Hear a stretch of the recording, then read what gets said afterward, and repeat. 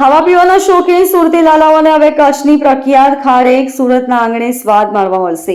સુરત નાયબ બાગાયત નિયામક શ્રીની કચેરી અને કચ્છના પ્રાકૃત ફાઉન્ડેશન ફોર ડેવલપમેન્ટ ટ્રસ્ટ દ્વારા સુરતના આંગણે કચ્છી ખારેકના વેચાણ માટેનું આયોજન કરવામાં આવ્યું છે.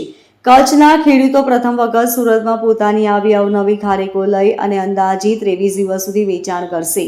સુરત શહેરના નાનપુરામાં સ્નેહમિલન ગાર્ડનની સામે મહેતા પાર્ક ખાતે તારીખ 28મી જૂનથી તારીખ 20મી જુલાઈ સુધી આ બજારમાંથી સુરતીઓ ખારેકની ખરીદી કરી શકશે. કચ્છના ખેડૂતો સ્વયં પોતાની વિવિધ ખારેકની વેરાયટીનું વેચાણ કરશે. કચ્છી ખારેકને હાલમાં જ જીઆઈ ટેગ પણ મળ્યો છે. કચ્છમાં કેટલીય સદીઓથી ખારેકની ખેતી કરવામાં આવી રહી છે. ભારતના કુલ ખારેક ઉત્પાદનના 85%નું ઉત્પાદન એકલા કચ્છ જિલ્લામાં થાય છે. કચ્છના ખેડૂતો કેટલીય કુદરતી આફતો વચ્ચે છેલ્લા કેટલાય દશકોથી સફળ મહેનતથી ઓર્ગેનિક અને વિશ્વમાં સૌથી મીઠી, રસદાર અને સોફ્ટ વેરાયટીઓ વિકસિત કરી છે, જે ગલ્ફ દેશોમાં પણ નથી. જેથી કચ્છના સુપરફ્રૂટમાં વિશ્વના ઘણા દેશોએ રસ દાખવ્યો છે. અત્યાર સુધી લાલ, પીળી, ગુલાબી, કેસરી અને લીલી એવી રંગબેરંગી ખારેકના ચમત્કારિક ફાયદાઓ અને તેમાં રહેલ ઔષધીય ગુણો વિશે લોકોને પૂરતી માહિતી નથી, જેથી સમાજનો બહુ મોટો વર્ગ તેને આરોગવાથી વંચિત રહે છે.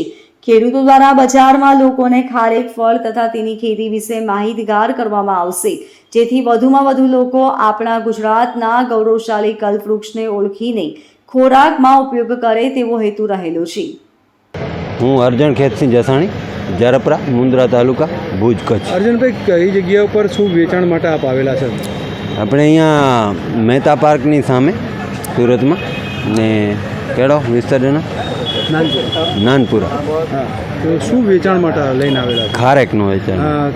કેટલા વર્ષથી ખેતી બાપદાદાની કરો છો? આમ તો 200-300 વર્ષથી આ વિષયમાં ખેતી. તો શું કહેશો બીજા ખેડૂતોને? આપ ખેડૂત તરીકે બીજા ખેડૂતોને એમ કહેશું કે વધારે વધારે ખારેકો વાવી જોઈએ, સારી વેરાયટીની વાવી જોઈએ, મીઠી ખારેકો શહેર સુધી પહોંચાડવી જોઈએ અને પ્રોપર 300થી 400માં જે અહીંયાથી લઈને 1500-2000માં જે વેચે છે એ લોકો એ વચેટિયાનું કાઢીને ડાયરેક્ટ શહેર સુધી પહોંચી અને 300-400માં લોકોને મીઠી અને સારી ખારેકો અપાવી જોઈએ. મારું નામ લક્ષ્મણભાઈ ગઢવી. લક્ષ્મણભાઈ, કઈ જગ્યા ઉપરથી તમે આવેલા છો અને શું વેચાણ માટે આવેલા છો? અમે ભુજ, કચ્છ, મુન્દ્રા તાલુકામાંથી આવીએ છીએ અને અમારી જે મુખ્ય પ્રોડક્ટ ખારેક છે, જે કચ્છની ખારેકના વેચાણ માટે આવ્યા છીએ. શરૂઆતમાં ખારેકમાં થોડીક તુરી અને ડચુરબાજ એવી હતી.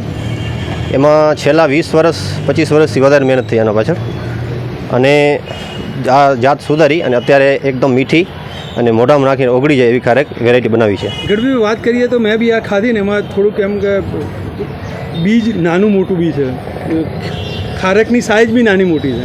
આમાં કઈ રીતે તમે મહેનત કરીને આનું પેલું કર્યું? એમાં શરૂઆતમાં બહુ નાની સાઇઝની ખારેક હતી.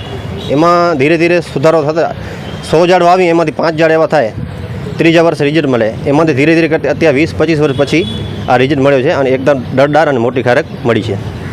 તમે કેટલા વર્ષથી આ મહેનત કરેલી છે દળદાર ખારેક મેળવવા માટે? મારા પિતાજીએ મહેનત કરી, એના પાછળ હું 20 વર્ષથી આના પાછળ મહેનત કરી છે અને અત્યારે સારામાં સારો આ ખારેકમાં છે. હું કૃષ્ણા ડી પટેલ, મદદનીશ બાગાયત નિયામક, નાયબ બાગાયત નિયામક શ્રીની કચેરી, સુરત.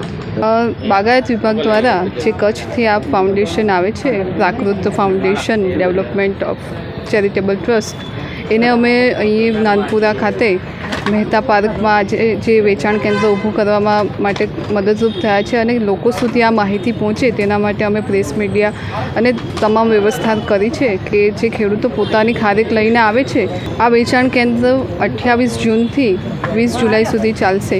તેમાં 70 જાતની ખારેકો અહીં આગમન થશે અને ખેડૂતો દ્વારા વેચાણ થશે. Bureau report, LK star news, Surat.